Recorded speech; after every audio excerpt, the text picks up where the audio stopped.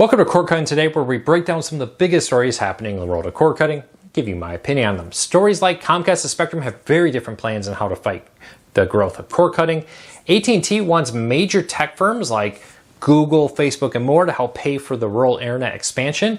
And DirecTV says that companies like Disney are taking their money, using it to build streaming services that are helping cord cutting, hurting DirecTV. And they're not too happy about it. Could they be joining Spectrum in some major blackouts? We'll take a look at what they said in their statement. First, though, if you want to learn more about all these stories, check out the show notes, and in the first pinned comment, I'll put a link to each story there so you can read them for yourself and come up with your own opinions.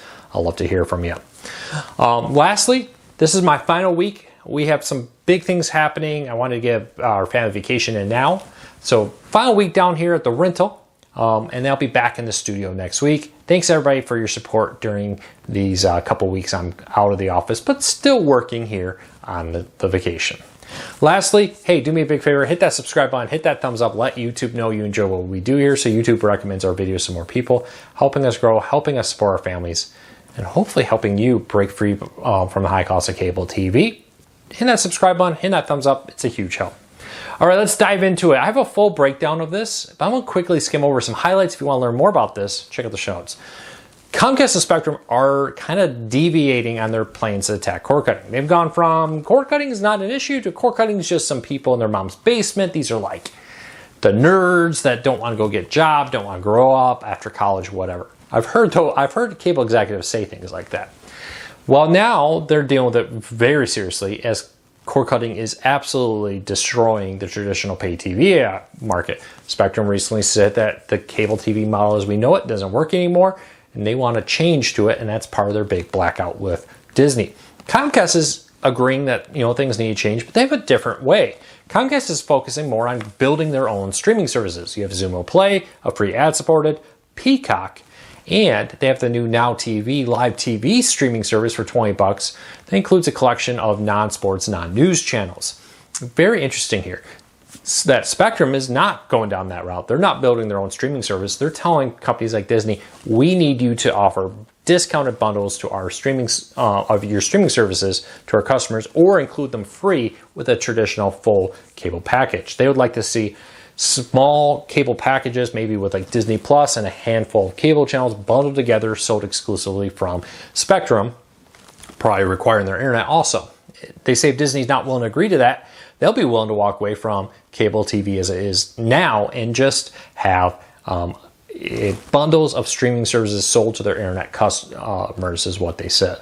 We'll see how this plays out, but very interesting fight here. Comcast saying, hey, we're going to build our own streaming services. Spectrum is saying, we want companies with streaming services to bundle with us, or we're not going to carry their channels. Get your prediction now. Who do you think will be more successful in their efforts to fight cord cutting through those methods? Let me know. Speaking of those efforts, DirecTV is kind of joining in. One of DirecTV senior executives in an interview with the Wall Street Journal came out and said that when Disney and others are building streaming services, they are, quote, taking our money and weaponizing it against us.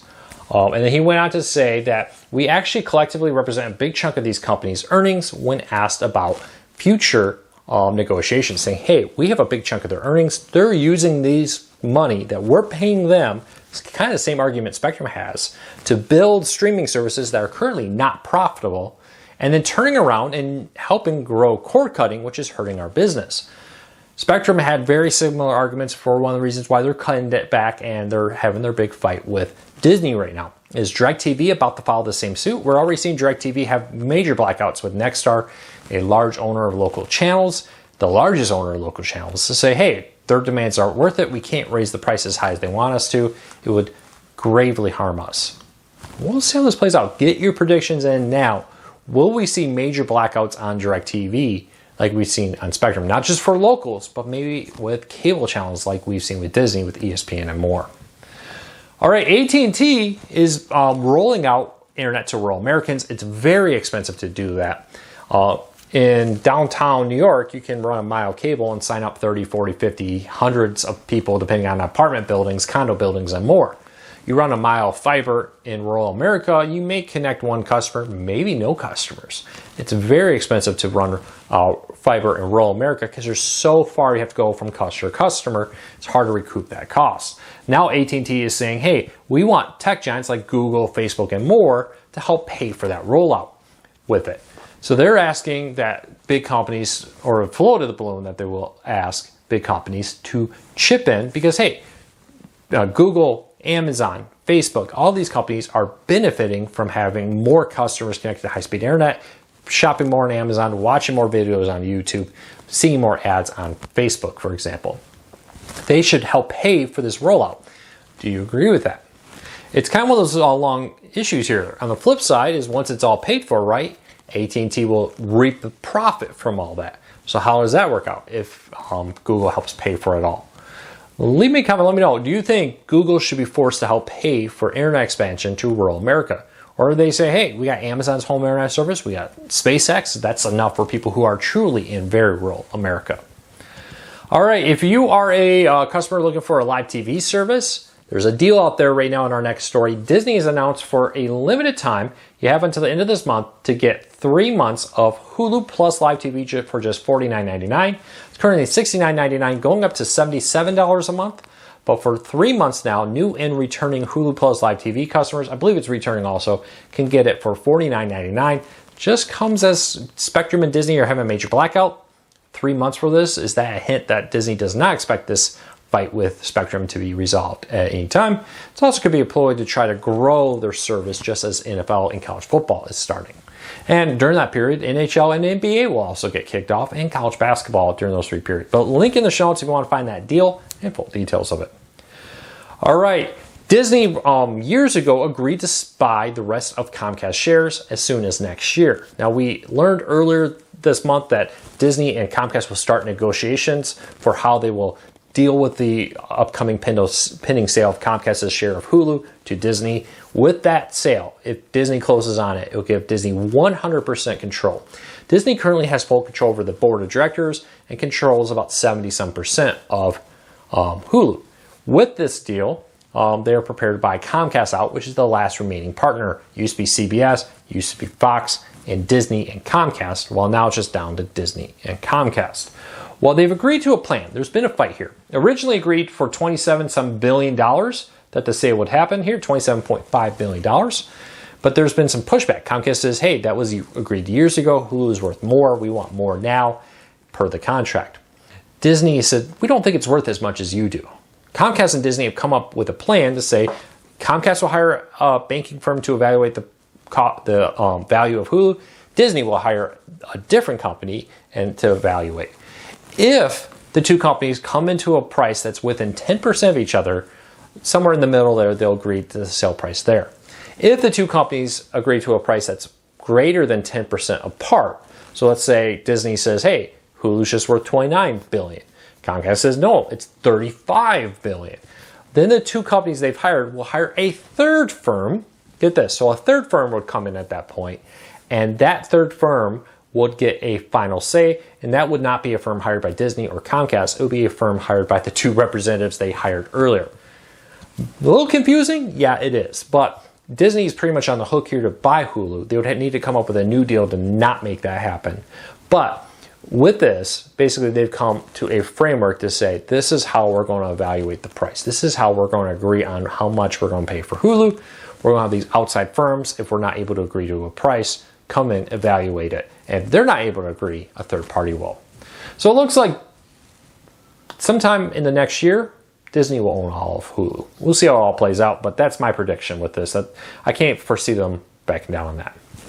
Speaking of blackouts, we've talked about more blackouts coming.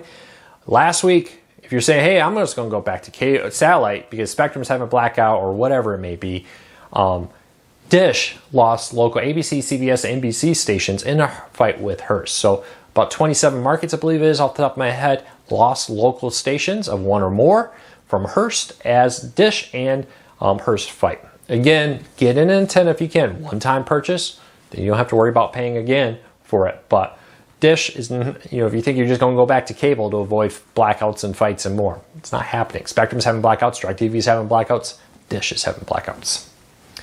All right, Paramount CEO says that more price hikes are coming. So in a speech at the at our big conference last week, Chief Executive Bob Bakish, I hope I said that right, said that, yeah, price hikes will continue to come in the years to come. Now, this isn't expected this year or anytime soon, but do anticipate price hikes to Paramount Plus. Big news about this, but in my mind, a little bit, it's like not surprising. If you think about it, cable TV goes up on average every single year, if not more than once a year sometimes. It has happened where they raise the base price early in the year, and cable TV then raises the fees later in the year. So you get 2 price hikes in 1 year from cable TV sometimes. The idea that the streaming services will always be the same price, they'll never have a price hike, is probably not going to happen. Now, he said in years to come. Is that next year? Peacock waited 3 years before they had their first price hike. Are we looking at 2 years down the road for Paramount Plus? We'll see. But Paramount Plus is going to have a price hike. Should not be a surprise. It's just the reality of how inflation's working, costs of content's working, and more. And our last story, the death of DVDs, Blu-rays coming up quick. A major distributor for Blu-rays is getting out of the business of distributing Blu-rays and DVDs because they say it's not profitable anymore. And this is Ingram, I-N-G-R-A-M Entertainment, one of the largest distributors, wholesale distributors. The companies that when you walk into a movie store, they're the ones funneling these DVDs to those stores. It's getting out of the business saying it's just not profitable, that they're going to alter the focus of the business and do other things. This comes as Walmart is also reportedly looking at picking up a major distributor for DVDs and Blu-rays and becoming their own distribution center for Blu-rays and DVDs by purchasing SDS. Again, just this idea that it's not profitable to distribute DVDs and Blu-rays as everybody moves to streaming. Walmart's argument is, well, if we own the distribution and the in-point sales, maybe we can keep it profitable and be one of the few places for people who still want Blu-rays. Lots still not on streaming. You can only get on Blu-rays and DVDs. But, according to them, just not profitable the way it used to be. If you want to learn more about that, check out the show notes down below. Well, that's it for today. I hope you have a fantastic day. Take care. Be safe. I'll be back again real soon.